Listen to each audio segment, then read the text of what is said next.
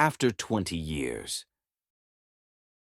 The cop moved along the street, looking strong and important.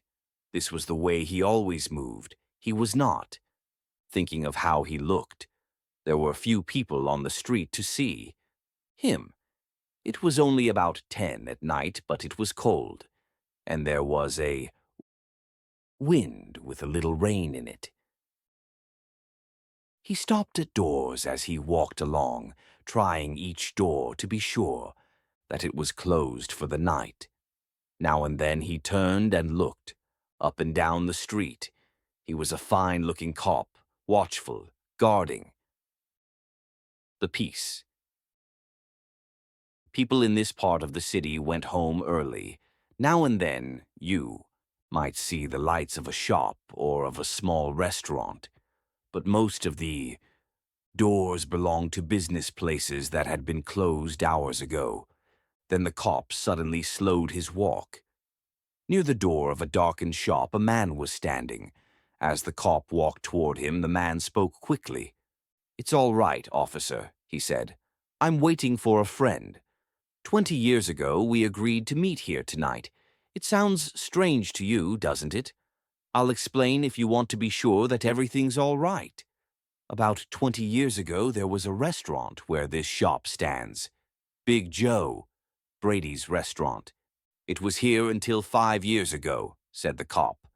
The man near the door had a colorless square face with bright eyes and a little white mark near his right eye. He had a large jewel in his necktie.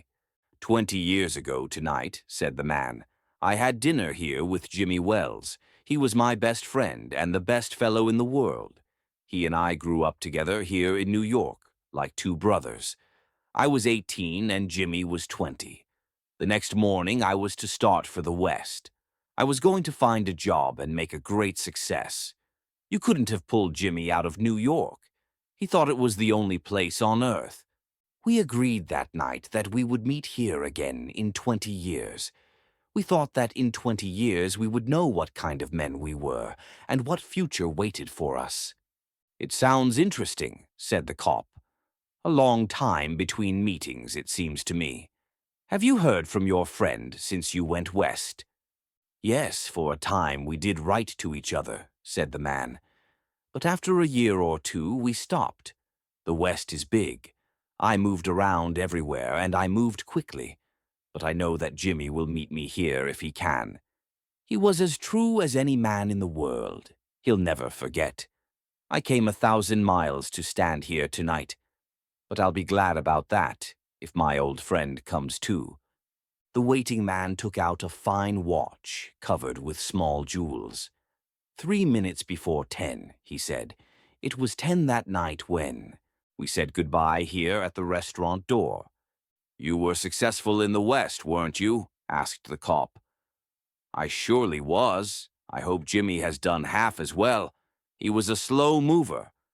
I've had to fight for my success. In New York, a man doesn't change much. In the West, you learn how to fight for what you get." The cop took a step or two. "I'll go on my way," he said. "I hope your friend comes all right.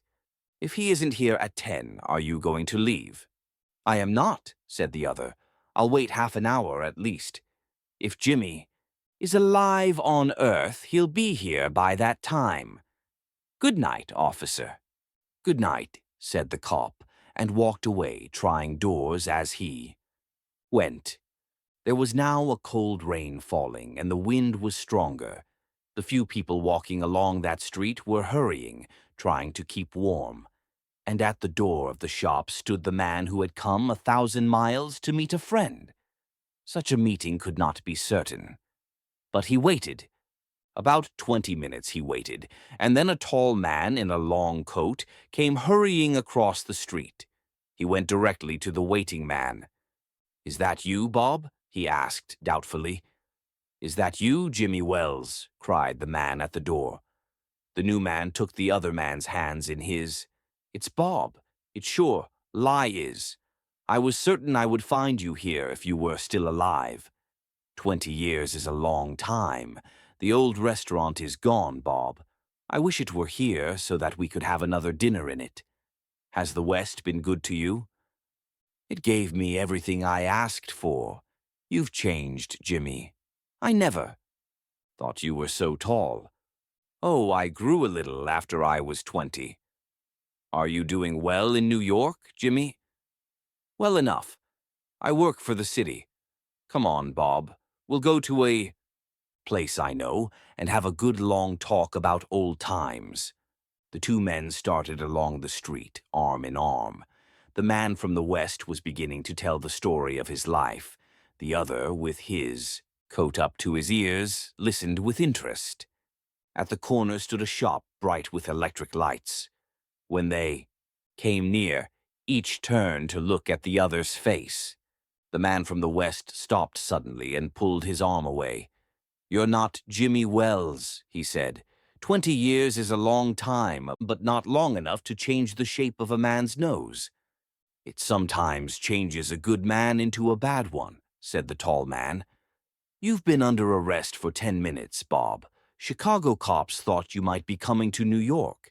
They told us to watch for you. Are you coming with me quietly?" "That's wise. But first, here is something I was asked to give you. You may read it here at the window. It's from a cop named Wells." The man from the West opened the little piece of paper. His hand began to shake a little as he read. "Bob, I was at the place on time. I saw the face of the man wanted by Chicago cops. I didn't want to arrest you myself, so I went and got another cop and sent him to do the job. Jimmy, the end."